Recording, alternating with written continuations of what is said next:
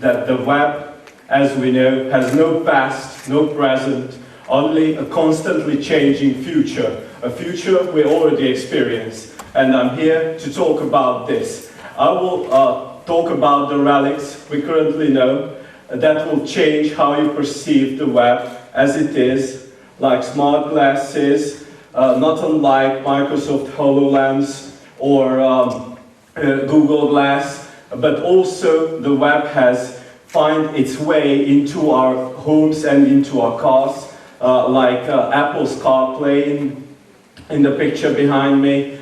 Basically, there is no part of our day-to-day life that has remained unchanged by the World Wide Web, a phenomenon that has been around for a decade at best among us. So, how do I know what it will be, the web, in 5 years? Basically, I'm leading UX teams currently in London, researching and designing the future of the web. Plus, because I'm a huge sci-fi geek, I'm trying to talk about the future, because that's the main topic of sci-fi, and also UX is my hobby, so that's why I'm here with you. The seed of change that sparked this talk was kind of an odd one. I changed jobs 4 working days ago, just the last week, when I joined the Amaya Incorporated, and there I saw the Internet of Hot Drinks, literally a device that looks like a tablet for the naked eye, but actually it can create any sort of hot drink for you. And this is not sci-fi, not something from Star Trek. This is the day-to-day reality if you work at Amaya offices in London. But actually the main question here is how many websites will there be? Last year I was fortunate enough to work with Cisco, which might be kind of a boring company to most of you. I mean, they build things like network hardware equipment, which doesn't really sound that interesting, but I can tell you it's one of the most interesting companies I ever worked with as an external researcher. And Cisco predicts there will be 50 billion devices connected to the internet. That means more than 6 times more devices than people alive on Earth. So that's 6 devices per every single human being in 2020. But the real question is, how many websites does that translate to? And actually my prediction is just one. You can call it something like Cortana, Siri, Alexa, Facebook, and all those big companies are working on one single website. You might have heard them called personal assistants or some funny talking voice inside your cell phone, but actually it's a lot more. It will be the singleton interface you will use to interact with the web. And this is how it looks in my Windows 10 Pro desktop with Cortana open, and it helped me do a lot of things, including putting a schedule for this event so I can be sure I will be here, plus it made an early reminder to make sure I wake up early, because I'm frankly not a mornings person. So basically, what will this gargantuan website contain in 2020? I think the web is evolving towards being a web of knowledge. And I mean knowledge very loosely, because every bit of information known to humankind is a sort of knowledge, and it will be part of the internet in 2020. Now, the meaning of information mostly is video content. Cisco predicts that in just 3 years, 84% of internet traffic, I mean, Cisco is more interested in internet traffic, obviously, but the internet traffic will be just video content. And surprisingly enough, at least a third of that will be porn. Actually, that's what we have. currently, as Charlton Heston said in Three Violent People, a man has to do what a man has to do. But the remaining will be made up mostly by non-video based social media content. Content like what is in your intelligent fridge, lot of cat pictures, what I had for breakfast this morning. I mean, you can already guess that from my figure, but that will be easily accessible on social media in 5 years. And speaking of social media, please follow me on Twitter if you are there. There will be cat pictures, I can promise that. I mean, that's the essence of social media anyhow.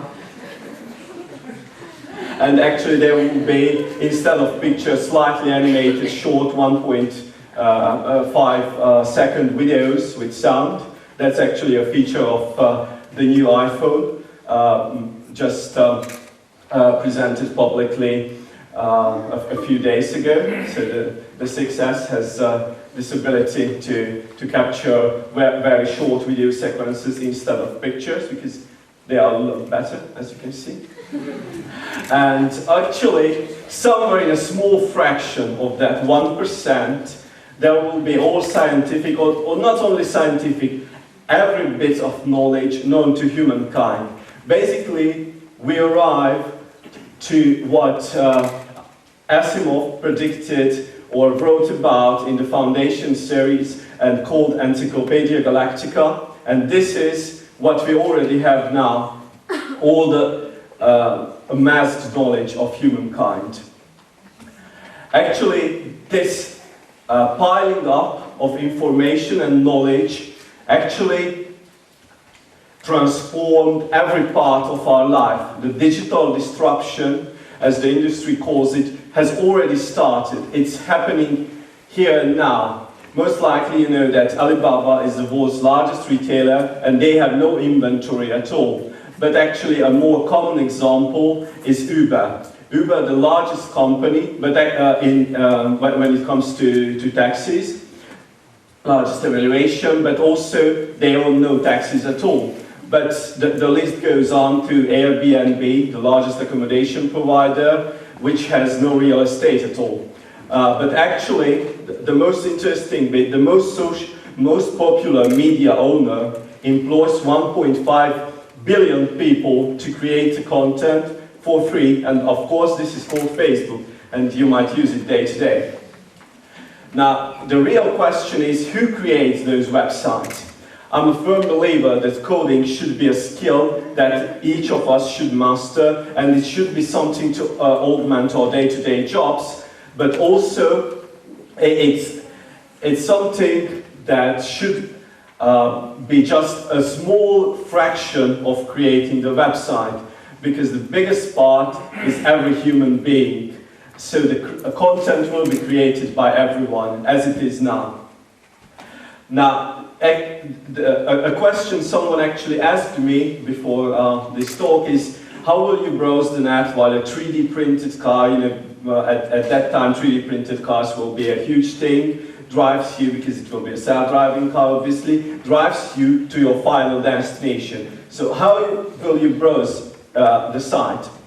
Currently, we are evolving from the Internet of Things to the Internet of Experiences, but that's not the end of the evolution. Actually, the Internet of Experiences will kind of turn into the Internet of Minds, and mind-reading machines are actually among us. Eric Soto, thanks to scientists at Caltech, is able to control a robotic arm, being able to drink water alone, although he has been paralyzed by more than from neck down since 12 years or so. And he's able to control the robotic arm with his mind alone. So the final question is how it will look like. How will a website from 2020 look like? It's very easy and convenient to think that it will be just a search box and search the world, as Google told us it should be since the late 90s, but actually that's not how it will look like at all. There's a prediction that consumer experience will overshadow price and product as a key brand differentiator. That's from Walker Information. And this actually means that people will choose services and products based on customer experience, not based on which one is the cheapest or which one is basically a better known brand or better product per se. If it's easy to use, people will buy it.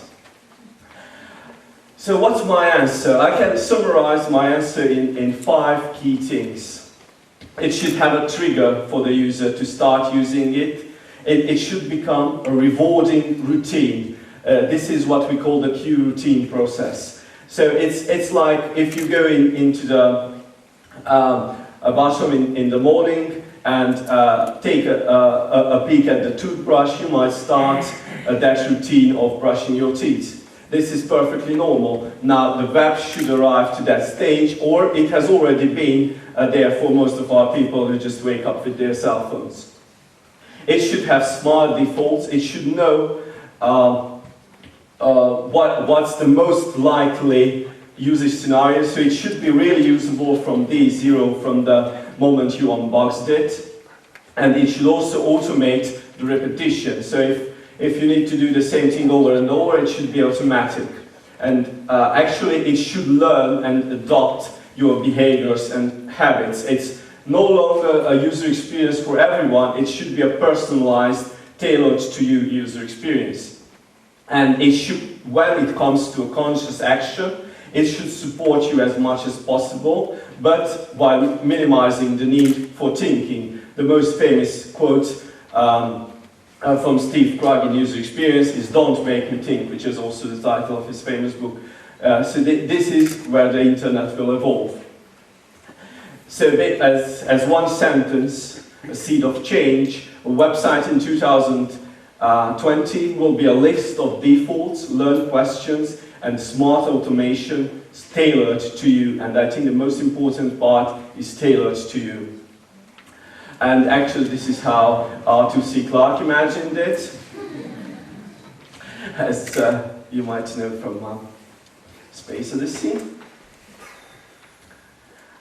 So, as a summary, one website which contains everything created by everyone will read your mind to deliver the list you need. And this is actually something that will happen also all parts of the world, but also in Romania, and we are in a fortunate geographical location and a lot more fortunate place to make that experience happen. And this town, TEDxTârguMureș, has a great chance to actually become and play a pivotal role in the internet of 2020. And not only as a comparison to those poor guys, but